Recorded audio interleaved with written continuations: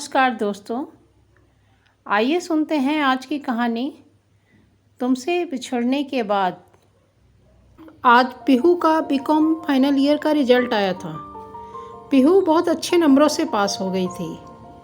पीहू की माँ कावेरी आज बहुत खुश थी। उसके साथ साथ उनकी मेहनत भी तो थी पीहू को सफलता दिलाने में।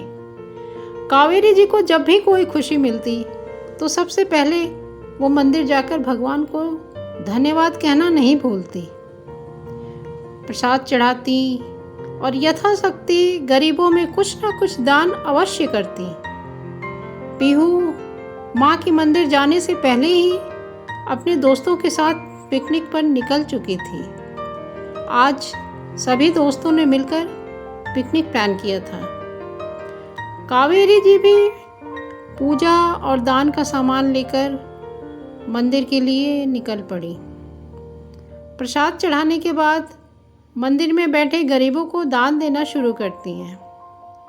तभी उनकी नज़र मंदिर के सीढ़ियों पर पड़ी। देखते ही देखते नजरें थम गईं। दान देते हुए हाथ अचानक से रुक गए, कदम स्थिर हो गए। उन्हें अपनी आंखों पर विश्वास नहीं हो पा रहा था कि जो वो देख रही हैं सच है या सपना। अपने को बार बार आश्वस्त करती, नहीं ये नहीं हो सकता, मेरी आंखों को धोखा हो रहा है। पर सच्चाई को झुठला भी तो नहीं सकती थी। तभी वो अपने अतीत में चली जाती हैं। कितने लाड प्यार में पली बड़ी थी। कावेरी के पापा एक बहुत बड़े कारोबारी थे। उनका व्यापार बहुत अच्छा चल रहा था। कावेरी से 2 साल छोटा एक भाई था। माँ एक सुघड़ गृहिणी थी। एक उच्च वर्गीय परिवार होने के कारण शहर के रईस लोगों के साथ उठना बैठना था। बच्चों की हर इच्छाएं पूरी की जाती। याद है कावेरी को वो दिन जब 18वां जन्मदिन था। पूरी कोठी को दुल्हन की तरह सजाया गया था। घर के सभी रिश्तेदारों और परिचितों को निमंत्रण दिया गया था। कितनी खुश थी कावेरी। ये सोचकर उसकी खुशी और दोगुनी हो रही थी कि उसे अब कॉलेज में एडमिशन लेना है, क्योंकि हर लोगों की तरह उसके लिए भी कॉलेज बिल्कुल नया अनुभव था। कॉलेज की वो आज़ादी, नए लोगों से मिलने की उत्सुकता, खुलकर जीने की आज़ादी, नई उमंग। उसका एडमिशन हो गया, कॉलेज भी जाने लगी थी, पढ़ाई अच्छी चल रही थी। क्लास खत्म होने के बाद वो घर के लिए निकल रही थी। तभी उसने देखा कि वही लड़का आनंद, जिसने उसे क्लासरूम बताने में मदद की थी, कॉलेज के लॉन में बैठा पढ़ाई कर रहा है। पढ़ाई के प्रति उसकी रुचि देखकर उसी के बारे में सोचते हुए घर आ गई। दूसरे दिन कॉलेज में पता चला सेकेंड ईयर साइंस का टॉपर स्टूडेंट है। आज कावेरी से रहा नहीं गया, चली गई उसके पास। बोली, थोड़ा आराम भी कर लिया कीजिए। जवाब मिला, मुझे शौक़ है पढ़ने का। फिर मेरे माता पिता भी हमें पढ़ाने के लिए इतनी मेहनत कर रहे हैं, तो क्यों ना हम अपनी मेहनत से उनकी मेहनत को सार्थक बनाएं। बातों बातों से ही पता चला कि उसकी आर्थिक स्थिति बहुत अच्छी नहीं है। कावेरी उससे बहुत प्रभावित हुई। एक दिन कावेरी लाइब्रेरी में बैठी पढ़ाई कर रही थी। सामने वो भी बैठा था। वो उसे बार बार देख रही थी। जब जब उसे देखती उसकी नज़रें उसकी तरफ ही रहती। उसे उससे कुछ लगाव सा हो गया था। उसे पढ़ाई से संबंधित कोई भी प्रॉब्लम होती उससे ही हेल्प लेती। आनंद को भी उसकी मदद करना अच्छा लगता। दोनों को एक दूसरे का साथ बहुत अच्छा लगता था। ये बात तो तब पता चली जब तबीयत ठीक ना होने की वजह से कावेरी 3-4 दिनों तक कॉलेज नहीं गई। उसे अजीब सी बेचैनी हो रही थी। और उधर आनंद कावेरी की सहेलियों से रोज़ उसका हालचाल पूछता। खूबसूरत सी इस दोस्ती ने शायद प्रेम का रूप ले लिया था। एक दूसरे के बिना रहने की कल्पना मात्र से ही वो सिहर उठते। दोनों अपनी पूरी जिंदगी एक साथ बिताने के स्वप्न देखने लगे, लेकिन तभी उनके प्यार को नज़र लग गई। आज वो कॉलेज से दूर एक पार्क में खुशी के 2 पल बिताना चाहते थे। तभी कावेरी के भाई ने दोनों को साथ घूमते हुए देख लिया। कॉलेज में भी दोनों के संबंधों के बारे में पता किया। कॉलेज के कुछ दबंग लड़कों ने दोनों के बारे में बढ़ा चढ़ाकर बताया। कावेरी के पिता को ये बात पता चली।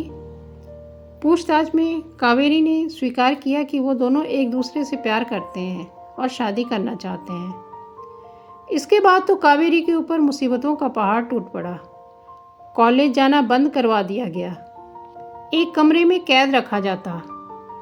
कावेरी के घर वालों को तो अपने बच्चों से ज़्यादा अपनी इज्जत प्यारी थी।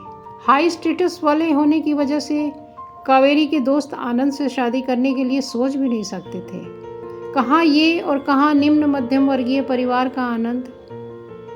कावेरी को कुछ दिनों बाद ही दूसरे शहर भेज दिया गया और 2 महीने बाद उसके पापा ने एक बहुत ही बड़े व्यापारी के बेटे से उसकी शादी करवा दी। सुधीर एक रईस बाप का बिगड़ैल बेटा था। कावेरी और सुधीर के स्वभाव में बेहद फर्क था। कावेरी अपने कमरे में बैठे उसका इंतजार कर रही थी। पहली ही रात उसने अपने कड़वेपन का सबूत दे दिया। उसे नींद आने लगी थी। तभी सुधीर नशे की हालत में अंदर आया। अंदर आते ही औंधे मुंह बिस्तर पर गिर पड़ा और कुछ देर में गहरी नींद में डूब गया। कावेरी को ऐसा लग रहा था जैसे उसके बदन पर हजारों कीड़े रेंग रहे हों। पसीने में भीग गई। वो नींद में सो गया। एक बार भी तो प्यार से नहीं बोला उसने। फिर कैसे उसको पत्नी मान लिया उसने। कावेरी के लिए वो एक मनहूस रात थी जो बड़ी मुश्किल से कटी।